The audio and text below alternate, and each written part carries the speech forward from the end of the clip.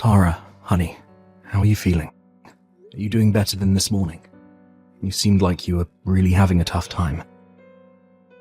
Hey, Mark. Yes, I am feeling a lot better now. I haven't had such a bad migraine in a while. But it's gone now, so don't worry. I'm sorry I wasn't able to make you breakfast this morning. There's no need to apologize. I would never ask you to do anything when you're not well. Besides, your health is the most important thing right now. Next time you go in for your checkup, you should ask the doctor to prescribe you some meds for your migraine. I know you haven't had it in a while, but you never know how your body is going to react to your pregnancy. Plus, there might be certain meds you shouldn't take while pregnant. So you should talk to the doctor and keep a safe prescription at home, just in case you need it again. Yeah, I guess it wouldn't hurt to have some in stock. I will ask the doctor next time I go in. Are you sure you're okay now? Yes, I am. Why? You really are worried about me today, aren't you? You might have had a migraine this morning, but I've been worried about you for weeks. You seem bothered by something, and you've been sighing a lot these past few days. Is everything all right? If you need to talk, I'm always here, you know. I know, honey. Thank you. It's just that the baby is arriving so soon, I'm not sure if I'm really ready for all the change. I guess I feel kind of unsettled. So, yeah, that's been on my mind lately, hence all the sighing. Sorry, I didn't mean to worry you so much. It's all right. I kind of guessed that's what's been bothering you. I totally get it. Nothing can really prepare us enough for this big change. I know I need to be strong. I mean, I'm going to be a mom soon. I should just suck it up and stop worrying. Tara, I know I will never be able to understand the true hardship of what you're going through as a woman, but everything will work out. I don't want to sound irresponsible, but I'll say it anyway. I think it's really important for us to think positively right now. I know. I agree. There's no need for you to suddenly become a great mum. I mean, you already are. But I'm sure you'll become even better with the baby, right? We'll learn from the baby as much as the baby will learn from us. I'm sure if we do our best, we'll become stronger along with the baby. You're right. Thank you, Mark. I think I feel much better now. I'm really glad you shared your honest feelings with me. There isn't much I can do before the baby arrives but to stay by your side. So if you need to talk, I hope you'll come to me. I'll do anything to make you feel better. Anything? Are you sure? You want to cook dinner tonight then? Yeah, sure. Why not? I wasn't going to ask you to make something anyway. You're not feeling well. You should rest. I'm just kidding, Mark.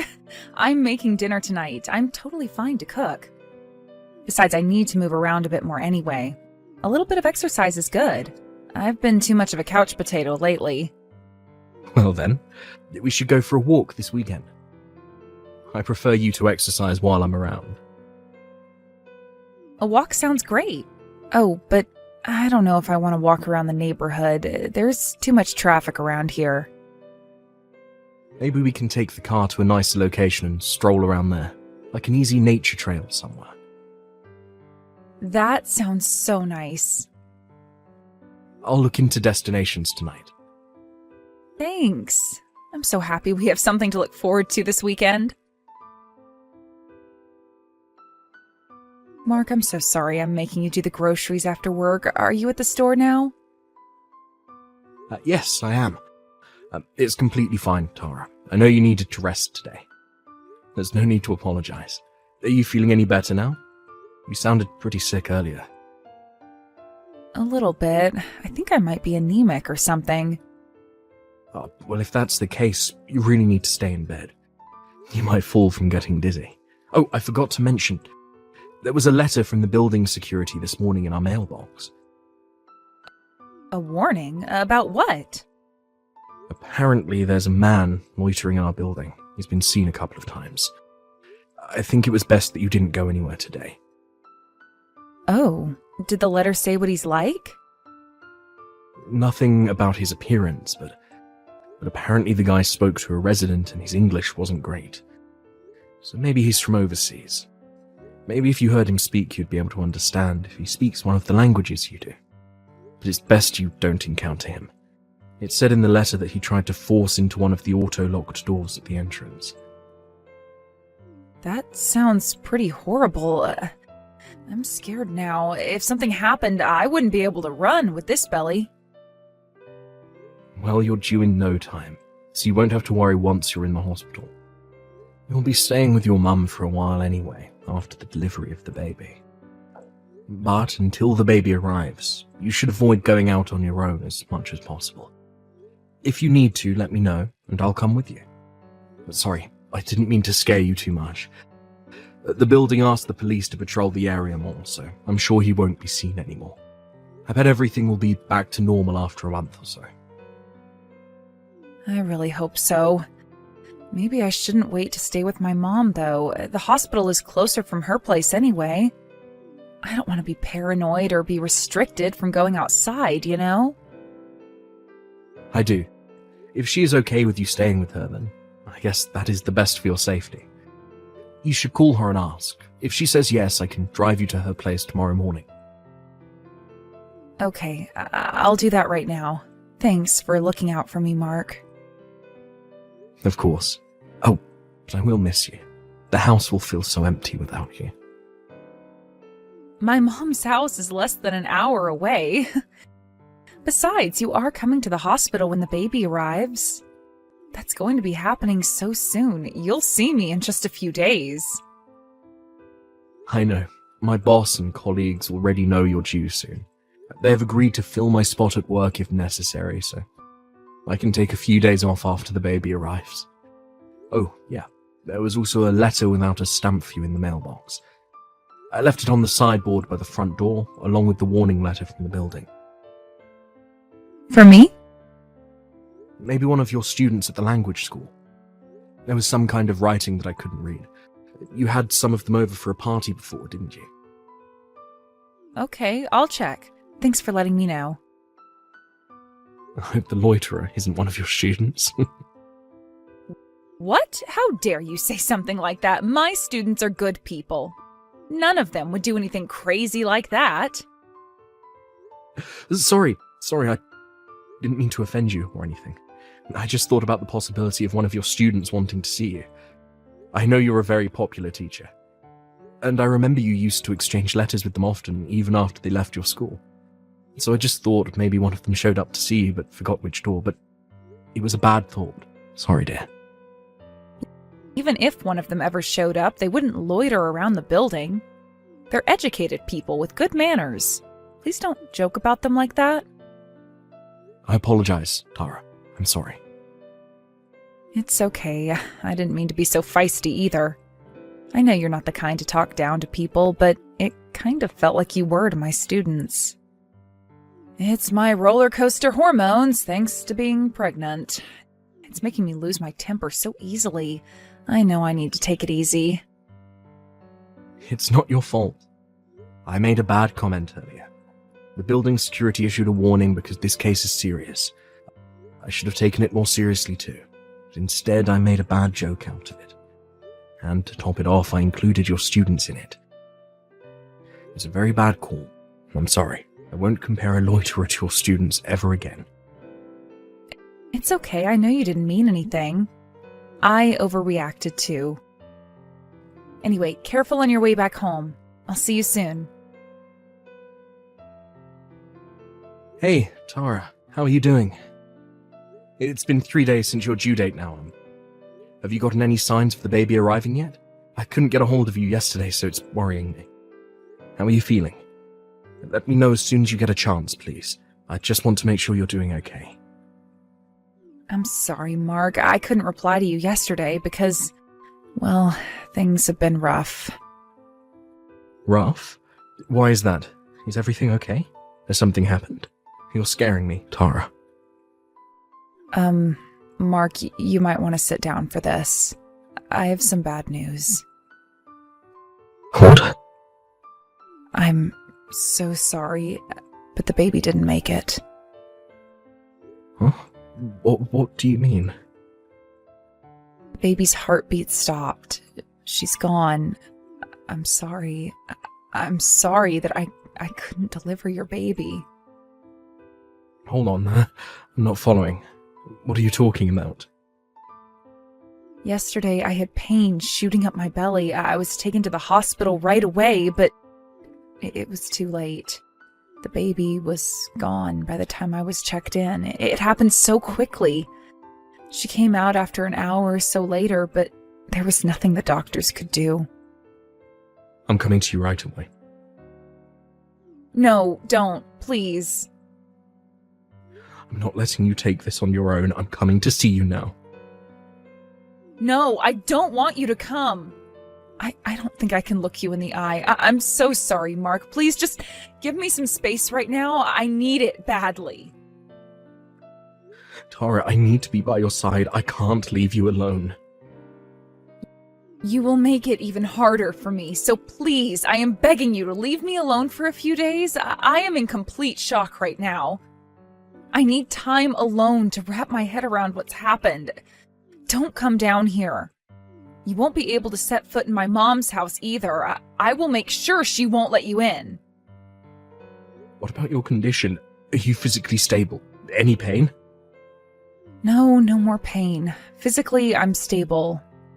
I should be discharged tomorrow. Okay, if space is what you need, then I will give you that, but I can't give you more than 2 or 3 days. You have to call me by the end of the week. Can you promise me that? I can't not see you or the baby for longer than that, please. Okay, I will make sure to let you know when I'm ready to see you. Hang tight until then. I know I'm asking you an incredibly harsh favor. I'm so sorry. It's okay. You don't need to apologize. This is nothing compared to the pain you have gone through, Tara. I love you. You're the most important person in my life. I need you to remember that, okay? Hi, Mark. I'm sorry I kept you waiting. Thank you for giving me space. It's been hard, but I think I've calmed down now. It's okay. How are you? Oh, wait. You don't have to answer that. I've been doing a lot of thinking. In fact, that's all I could do. And now I know what I want to do. Mark, we should get a divorce. What? I am so sorry I couldn't protect our child. I wanted to have your baby, but I failed you. I don't think I can ever look you in the eye. It'll be too hard for the both of us. We won't be happy like we used to be. I am so sorry. I never meant for this to happen. I'm sure you didn't. But you really are full of surprises.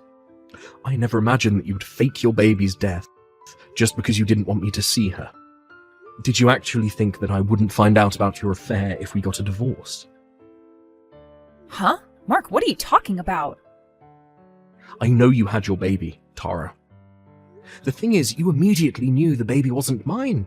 I mean, how could she be? I'm not black, and neither are you. So why did you give birth to a baby who was? I visited to see your baby, you know. I saw her while you were asleep. In fact, you were stupid to think that I wouldn't visit. What? Your mum called me. She started crying on the phone, apologizing to me for what you've done. I thought she was apologizing for you losing the baby at first, which was kind of weird, and then she told me. What? She told you what? Everything. She told me you had stopped her from spilling the truth to me, but she felt she couldn't keep this from me, that it was way too harsh. So, she told me everything. But I still couldn't believe that you'd have an affair and have someone else's baby. She told me to see for myself, that I should visit her and see the baby while you were asleep. We arranged for my visit when you were resting, and I believed your mum was telling the truth. I mean, how could I not? The baby was definitely not mine. So her dad is one of your students from your language school, right? You must have some serious issues cheating on me with your student. Mark, no, I didn't cheat on you, I swear. What? What is it then?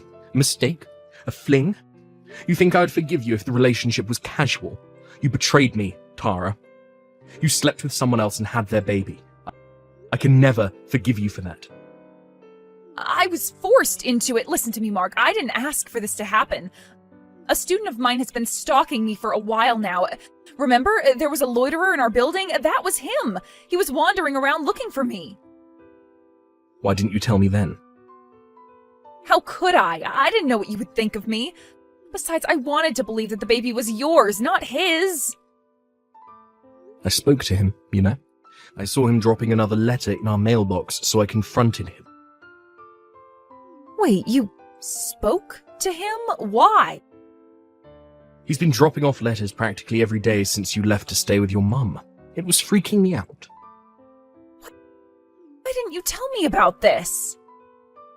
Because I didn't want to stress you while you were carrying the baby. So I was going to tell you about it after the baby arrived. But then your mum called and I saw your baby was clearly not mine. I came back and read the letters he wrote to you. I had them translated on the web. He was desperately begging to raise the baby together. That's when I figured that the loiterer was your child's father. So I waited for him to show up again by the mailroom. I don't know. You don't know what? That your child's father is Miguel? He told me you dumped him as soon as you found out what he does for a living, even though you were pregnant with his child. He tricked me. He said that his father ran an IT company back home that would soon be his. But then he confessed that his family was from a poor town and only had small crop to make money. So the truth finally comes out. Mark, he fooled me. I never would have slept with him if I knew he was poor. Wow, Tara, listen to yourself. Do you think that makes me feel any better? In fact, that makes me sick to my stomach. You cheated on me, and did it because you wanted his wealth. How low can you be? Plus, you never told him you were married, so you both lied to each other. From my perspective, you both did ask for all of this. Karma's a bitch, isn't it? Anyway, I agree to a divorce, but I'm suing you for multiple accounts of emotional distress. I'm glad I kept these letters, so I can use them as evidence to show in court. Mark, please, calm down. You can't be serious. How can you sue me? You won't get anything from me. I'm a single mom. You can be that cruel? Cruel? You think you can use that word against me? I'm only asking for consolation for the emotional damages you have caused. I'm not the father of your baby, so I will leave your issues to you and Miguel. I'm only asking for what I have the right to ask. Mark, I'm sorry. I have been a horrible person. It's too late for you to apologize. You played a dangerous game, Tara. You saw an opportunity to win a wealthy lifestyle, so you took the risk to have the baby. Even though you didn't know which one of us was the father. But then you found out that Miguel was lying to you about his family. So you told yourself that the baby was mine and carried her full term. I only did what was best for my baby. No, you didn't. Stop lying to me or to yourself, Tara. You only thought about yourself. That's why you're in the situation you are in now. How dare you be mean to me? I just gave birth to a child. You are being so insensitive. You are not a decent man, Mark. I'm sure you're having a hard time becoming a mother. I can only imagine that something as responsible as becoming a mother would be difficult for someone like you. But like I said, you'll be paying for what you have done, both to me and to Miguel. You are an adult. Surely you understand that there are circumstances for foul play. Why would you speak for Miguel? What, you two established some kind of a brotherhood or something? Miguel and I are done. I'm not speaking for him. But he is the father of your baby, so I think you need to talk to him. You shouldn't cut him off like that. Shut up, don't you tell me what to do. How I handle my relationship with him is none of your goddamn business. No, I guess not. But I told him your mum's address, so he should be coming over to see you soon. I'll let you guys figure out what to do about the baby. What? You can't do that. You can't hand someone my personal information. Oh, but you're staying with your mum. I didn't give him your personal information. I gave him your mum's. With her permission, of course. She wants to talk to Miguel about the baby. No! Why? Why is everyone being so selfish? My opinion should matter the most. I am the baby's mother. If I say I am done with Miguel, then it's done. There is nothing to talk about. Everyone is being selfish. Tara, don't make me laugh. You were going to make me raise someone else's child. You tried to make your mother play along with your lies. You've betrayed your family, and on top of that, you hooked up with a person for money and dumped him as soon as you found out he didn't have any. Despite all that, you want to talk about other people being selfish. You have a serious problem, woman. I told you, Mark, Miguel is a stalker. He is obsessed with me. I am telling you the truth. He has scared me many times. Don't you see? I mean, who comes over to toss letters in the mailbox every day? He really has been loitering, you see. I never invited him in. I can't be with someone like that. He's a freak. Well, you shouldn't have slept with him in the first place. Too bad he wasn't who you thought he was. Or else you would have divorced me to marry him instead. Mark, please, help me. Take me in for a while so I can hide from him. I'm scared. What if he wants to hurt me? Wait. What if my parents make me marry him? They're old style like that. They would want Miguel and I to take responsibility. I can't have that. I don't know what he wants or what your parents want, and I most definitely don't care about what you don't want. All I know is that you have to take responsibility for what you have done. For the record, no, I will not take you in for a minute. You lied about my child's death. Then you dump people like trash. I don't want anything to do with a scumbag like you. Look in the mirror for once. If there is anyone you should be scared of, it's yourself. Several months later, with the help from my ex-in-laws, our divorce was officially filed. I heard from them that Miguel showed up at their door shortly after our last conversation to discuss how they were going to handle their relationship. It turned into another drama, with Miguel insisting to return to his home country with their daughter, and Tara refusing. Tara's parents finally asked their daughter to leave the house and suggested she go with Miguel if she wanted anyone to support her. In the end, Tara gave in and began living with Miguel. Having no financial confidence to raise the child on her own, Tara recently messaged me complaining how she's living a life far from her ideals. She begged for financial support so that she didn't have to move to Miguel's home country. I, of course, told her that I didn't care for her anymore, that we were officially done, and hung up the phone.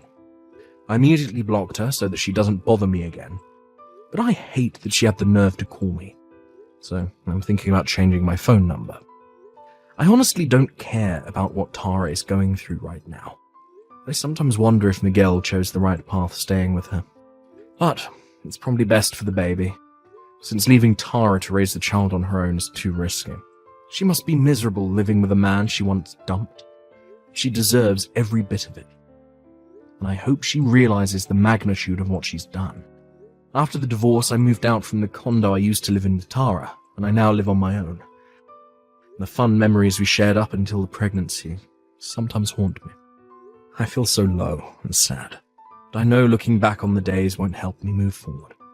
I know it will continue to haunt me for a while, but I hope time will help me heal. Seeing me depressed, my parents bought me one of the kittens born at their home. I was going to return the kitten after a while, but living with her for a few months, I became completely head over heels. It's hard to believe how such a small life has helped me get back on my feet. There may be bumps ahead yet to come, but I will cherish day by day with the help from my new partner.